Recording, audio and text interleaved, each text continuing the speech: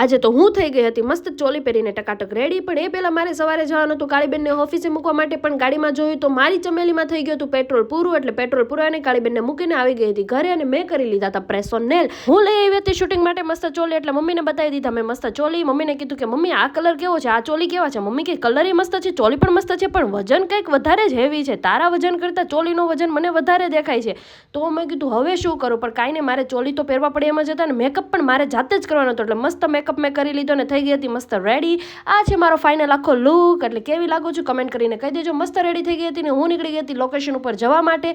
મસ્ત આવી ગઈ હતી શૂટિંગના લોકેશન ઉપર, શૂટ આખું કમ્પ્લીટ કર્યું ને ત્યાંથી આવી ગઈ હતી ઘરે. આવવા માટે પણ સ્ટ્રગલ એટલું બધું હતું. એક્ટિવામાં પણ મારે ચોલી પહેરીને જ એક્ટિવા ચલાવવા નથી, કેમ કે મોટી ગાડી તો આપણી પાસે છે નહીં, મોટી ગાડી હોય તો પણ આપણને કંઈ આવડતી નથી.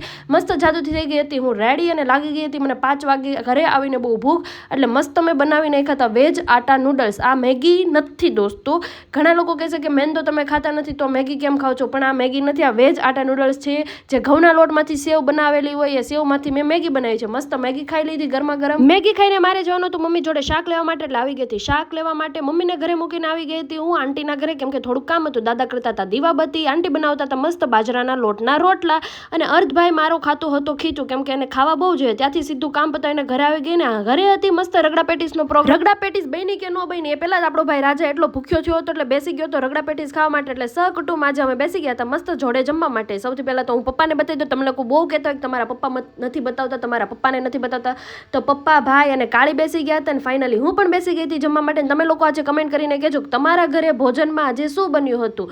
તો બસ નેક્સ્ટ વિડીયો માટે લાઇક શેર સબસ્ક્રાઇબ, મળીએ નેક્સ્ટ વિડીયોમાં. બાય.